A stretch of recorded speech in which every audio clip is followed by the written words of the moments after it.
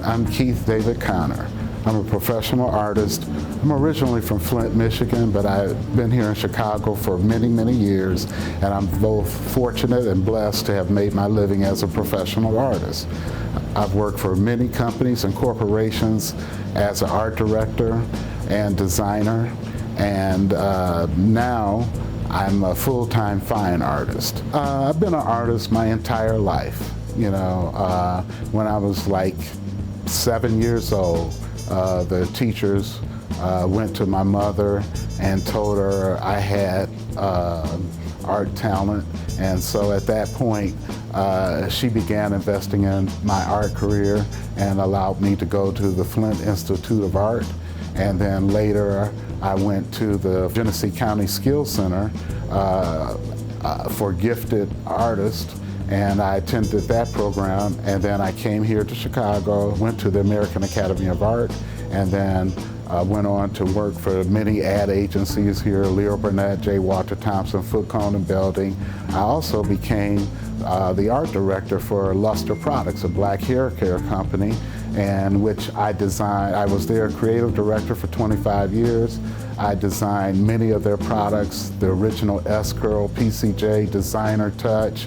I designed all those products. I worked for also Soft Sheen, another hair care company. They had a magazine. I was one of their staff illustrators. I was a science illustrator for a company called Denoria Geppert, a division of Time, where I created science charts and film strips for the government of Saudi Arabia.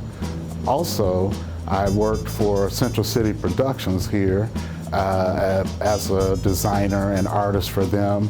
I created 2 sets of 28 pieces of art that were featured each day during Black History Month, where my work was narrated by many different stars like Montel Williams,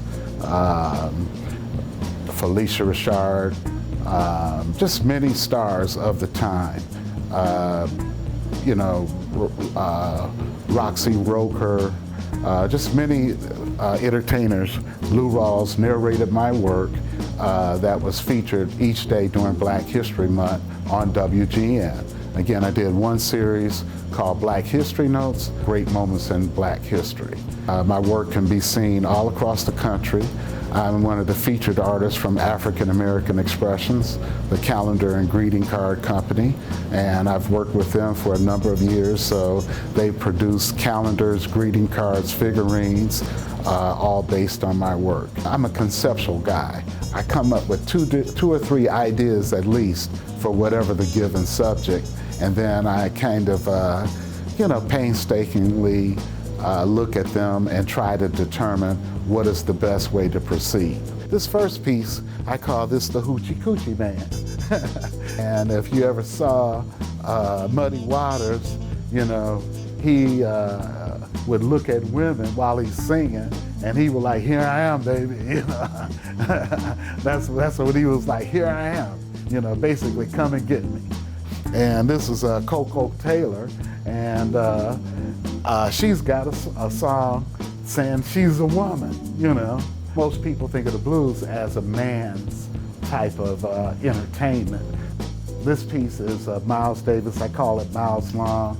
Miles is one of my favorite musicians because, and I identify greatly with him because Miles, his music spanned the time. This is a painting of a guy named Jimmy Baker. Many of you may have never heard of him.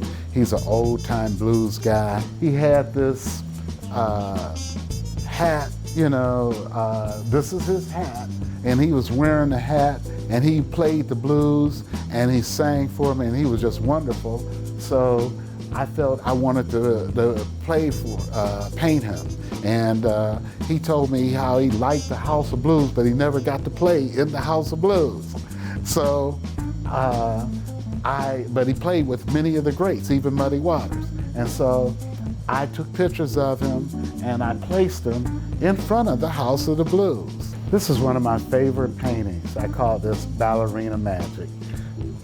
Again, this painting is reliefed. You can see the texture of her hair is relieved. There's texture in the background and in her clothing. And as you walk around it, it's three-dimensional. So whichever angle and from which you view it, it will change according to the light. And so again, this is one of my favorite paintings, Ballerina Magic.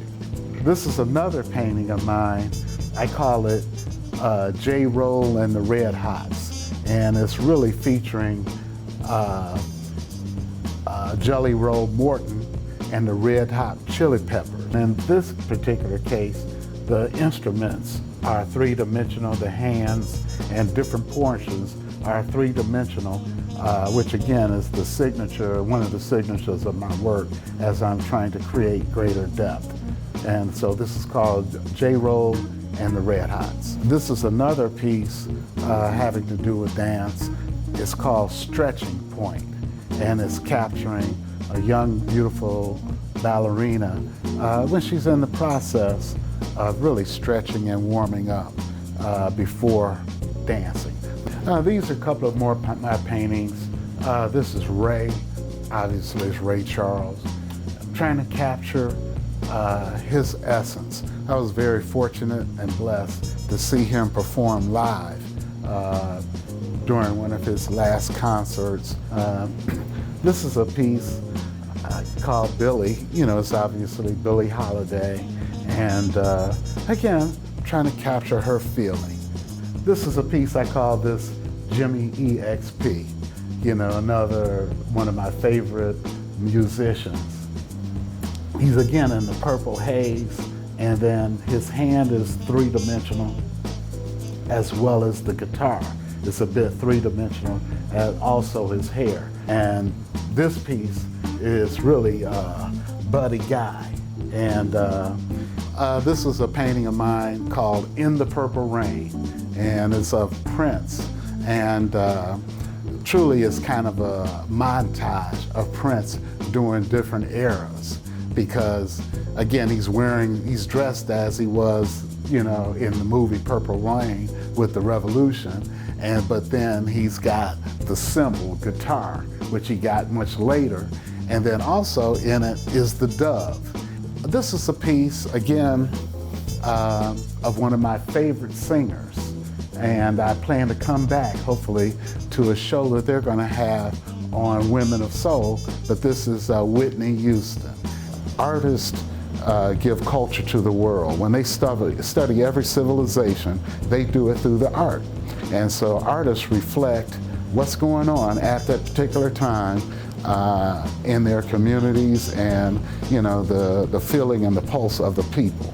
And so I'm just happy to be a part of the visual storytellers. You know, that is what artists are, and I'm just happy to be a part of that process. So I believe that again, artists give culture to the world. Everything begins with art. Everything that you see, furnishings, technology, every single thing that humans use was once somebody's vision or concept that they put down initially with a drawing. And then they use that drawing as a plan to continue to proceed to produce whatever it is. And so I like to say the creative process is spiritual, mental, and physical. You have to spiritually have an inclination to want to produce something, then your mind helps you formulate a plan, and then you have to physically bring it into existence. So that is the creative process. I'm Keith Connor, fine artist, and this is my story.